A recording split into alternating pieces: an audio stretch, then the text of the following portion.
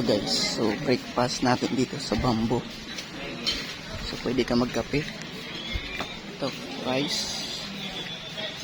egg, longganisa. Yan. So may gulay. So baka yung halo niya.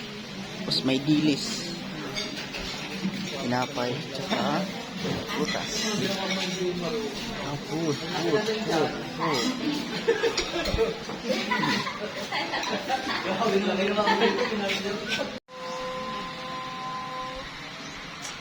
So, kakape tayo. Ganyan yung view, kaganda. Habang nagkakape tayo. Di ba magkakayak yun?